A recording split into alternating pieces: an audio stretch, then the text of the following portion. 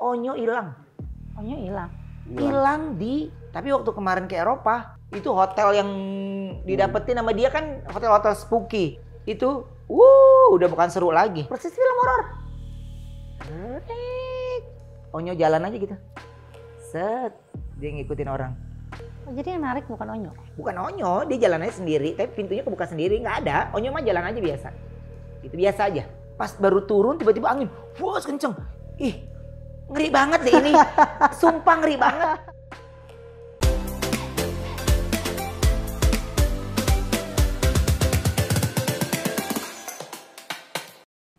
Nah itu terjadi kalau kamu di Indonesia aja ataupun kalau kamu keluar negeri? Kalau di luar negeri beberapa titik itu bisa. Tapi kayak di Jepang, aku waktu ke Jepang nggak sama sekali, bersih aja, jernih gitu. Jernih aja. Tapi waktu kemarin ke Eropa, itu hotel yang didapetin sama dia kan hotel-hotel spooky. Itu, udah bukan seru lagi. Udah bukan seru lagi. Lebih serunya lagi, ini udah cerita belum sih? Belum. Yang Onyo tentang Onyo. Hilang ya? Onyo hilang. Onyo hilang. Hilang di Itali. Di kamar. Lagi tidur di kamar. Tidur. Lantai itu, memang saya udah tahu ini serem, ini. Pokoknya itu pokoknya satu lantai itu sepi, cuman tim kita doang. Ya iyalah, orang spooky gitu. Ya kan hotel-hotel Itali kan semuanya kan itu lebih ke Zaman-zaman dulu. Zaman-zaman dulu iya, kan. Udah ada yang 200 tahun. Satu lantai itu Jordi memang mesennya untuk rombongan kita doang, biar mudah untuk kita nyari-nyarinya. Dah. Saya jam 11 habis masak nasi kan. Di Itali masak nasi buat besok pagi. Terus mandi, selesai jam 12 anak-anak udah tidur. Saya inget banget saya baru tidur itu setengah 2 habis nah saya sama Onyo, saya sama istri saya kamar terpisah kan kecil. Jadi yang cewek-cewek di sana, yang cowok di depan. Jadi ada 2 sisi gitu. Nah saya sama Onyo. Nah saya juga udah lemprek, udah jalan seharian, tidur juga paling telat setengah 2 dan harus bangun lagi jam 6 karena harus kumpul di bawah jam 7. Jadi udah lemprek gitu. Setengah 2 tidur, hilang. Jam berapa ya? Nyari Onyo tuh jam 4 apa jam 3? Jam 3-an. Jam 3 saya mau bangun pipis. Anak saya nggak ada. Saya pikir Onyo ke kamar ibunya. Ke kamar ibunya. Saya cari, masa gua sampai nyari Onyo sampai ke bawah-bawah, emang tikus kali ya. Saking gimana sih Mbak? Ngantuk, tiba-tiba kita nyari orang. Jadi kayak nggak loading gitu. Akhirnya bangunin, Yang, si Onyo di mana? Kan sama kamu. Enggak, yang bercanda Yang, aku bener capek banget kata Wenda. Sumpah, Wenda sampai marah. Dia pikir aku masih bercanda. Akhirnya aku jadi marah. Kamu lihat dia, aku nggak bercanda. Kamu lihat Onyo nggak ada. Aku langsung tek. Udah, diemin. Akhirnya ngecek dari CCTV hotel. Anak saya hilang, ngecek CCTV hotel. Jadi Onyo keluar kamar, persis film horor. Onyo jalan aja gitu. Set, dia ngikutin orang. Ngikutin orang? Iya, dia jalan, set. Ketemu editor di lorong. Editor saya kan tidurnya juga pagi. Jadi kalau selama di Eropa itu ya dia ngedit dulu buat tayang pagi. Jadi dia selalu buka kamar atau kadang dia pesen makanan, dia ini. Tiba-tiba dia ngelihat ada orang lewat, dia matanya jadi gini kan. Langsung dipanggil. Nyoh. Udah dia ke situ tidur lagi. Jadi untungnya juga cuma berapa hari ya di situ ya? Cuma itu di mana ya itu? 3-4 hari. Kayaknya di Milan deh. Di Milan itu ya? Gitu. Jadi udah dari situ udah pagi, tenang. Jadi pas si editornya lihat Onyo sendiri? Saya tahu, enggak pertama saya tahu dari CCTV, orang hotel bilang anak lu masuk ke kamar ini nih. Dia keluar dari kamar lu masuk kamar ini gitu.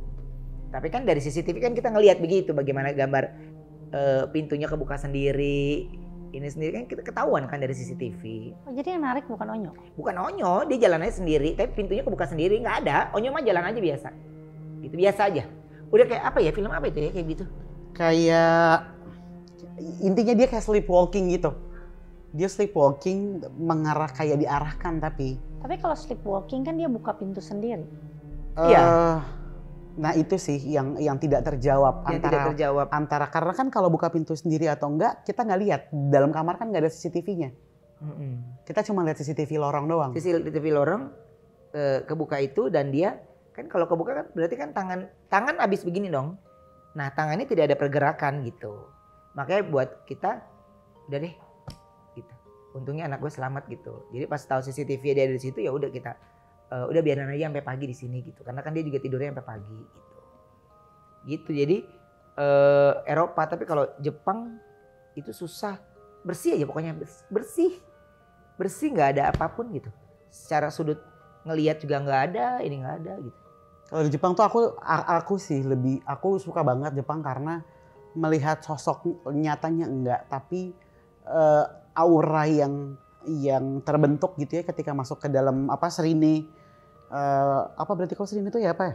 Kayak kuil ya. Itu moodnya suka berubah-berubah, seperti ada aura pertarungan, ada aura sedih. Ini dong di Jepang dia mau tidur ala-ala Oshin. Dia mau tidur ala-ala Oshin. Gila deh. Itu bener-bener Jepang banget, Mbak. Tengah kota, tapi hotelnya kayak ala-ala Oshin gitu. Iya kayak film Doraemon, gimana sih? Iya kan? Dan terus maksudnya, terus pas baru turun tiba-tiba angin, wah kenceng. Ih, ngeri banget deh ini. Sumpah ngeri banget. Terus kita mau pindah kamar itu antara kamar ke kamar tuh bukan lorong AC, tapi ya kena angin ini. Brrr, jadi kita kalau mau jalan ke kamar-kamar lain brrr gitu. Ih gila deh, kayak film-film kan kalau pergi itu kan yang ngatur dia nih sama Wenda. Saya mah kagak ngerti. Pokoknya tadi keluar negeri, pokoknya gue taunya di bangku pesawat gue tidur. Karena nyampe. aku pengennya kenapa suka ngatur liburan supaya kan kita punya schedule setahun tuh 2 kali, di Lebaran dan Tahun Baru. Nah biasanya setelah pulang dari liburan di Idul Fitri, pulangnya aku tuh terbiasa dari dulu kalau liburan sendiri tuh supaya nggak berasa gitu, tahu-tahu udah berangkat, nyicil dulu nih, kita beli tiket dulu bulan ini, bulan depan kita beli hotelnya dulu, terus beli tiketnya tuh di travel fair, jadinya murah. Jadi murah gitu. Besok ada travel fair, mana kartu kredit gitu. Ya iya kan, udah gitu kalau misalkan udah booking hotel, ada nggak mau tahu, pokoknya besok kok transfer. Ya kalau enggak, tapi nanti pas Desember tahu-tahu, wah iya ya tinggal bawa uang jajan aja, tinggal gitu. berangkat gitu, nggak berasa. Ya, nggak berasa, udah rapi. Udah rapi, gitu. Biasanya sih gitu. Jadi tahun baru ini kemana? Nggak kemana-mana. Untuk Ruben sama Jordi selama ngejalanin bisnis ini, pernah nggak sih gagal? Terus juga kalau pernah gimana nanggulanginya? Kemudian kasih dong tips-tips apa supaya berhasil. Kalau tips tuh, kalau aku sama Koko, kita selalu pengen jadi trendsetter. No matter what orang ngomong apa, lu ada-ada aja bikin sesuatu yang baru. Ya memang kalau itu belum berhasil orang bakal mikirnya, ada-ada aja lo lagian bikin yang aneh-aneh. Tapi kalau udah berhasil, orang semua ngikutin kan. Karena kalau kita ngikutin tren yang ada sekarang, kita nggak akan pernah bisa menjadi nomor 1 gitu. Dan aku tuh nggak mau mengambil posisi orang, tidak mau merebut tahta orang atau nyalip orang, nggak mau. Mendingan kayak contoh lah, kita jualan ayam, pada saat itu orang lagi jualan tipe makanan yang lain, ya kita nggak mau ikutan jualan itu juga. Sok biarkan dia pada rezekinya masing-masing. Mendingan kita membentuk rezeki kita sendiri. Itu sih.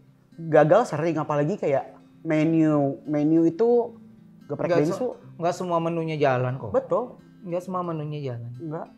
Pokoknya yang harus kita lakukan adalah bagaimana buat menu yang enak dan murah. Dah. Itu. Sehingga selain disukain juga affordable buat masyarakat Indonesia ya. Jadi kalau mau bisnis itu juga harus pikir jangka panjang. Jangan cuman lagi seru-seruan sama temen atau lagi kekinian gitu. Jadi ya zaman dulu ada pisang nugget. Iya. Ayo loh sampai pisang nugget. aku ikutan. Tapi dimasukin ke daftar menu, tidak menjadi company sendiri. Ternyata ya sama kayak mungkin Mbak Ati ketika nge-breakdown rating gitu. Menu ini jalan, ini enggak. Ya udah yang enggak jalan out, ini gitu. Jadi kita harus ganti menu baru.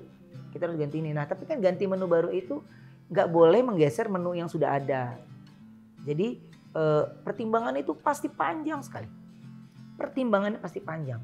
Makanya kalau aku sama Jordi tuh kalau udah gue sih oke ya. Iya dia juga oke, udah jalan aja. Entah apapun itu gitu. Makanya ya ketika lagi ngetes rasa ya jujur aja. Kok menurut gue kayaknya kurang ini ya.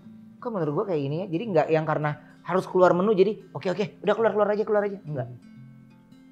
Ya ibaratnya kalau si geprek bensu mungkin menu yang ada di dalamnya apa aja orang pasti akan ada aja yang dia beli ya gitu. Tapi nggak yang kayak gitu yang kita mau sebenarnya. Sama mungkin kalau kita lihat di bidang tarik suara, penyanyi dari 8 album mungkin yang paling kita hafal di kepala kita hanya 12 lagu dari 90 lagu. Pun dengan geprek bensu, dari puluhan menu yang kita keluarkan hanya ada beberapa menu favorit. Tapi kita terus berinovasi supaya orang itu nggak lupa sama kita. Orang itu selalu, wah ada lagi nih yang baru. Tentang suka atau nggak suka itu kan menjadi pilihan masing-masing. Tapi kita paling nggak suka nih, aku sama Koko. Dan kita paling berusaha untuk tidak bilang nggak enak.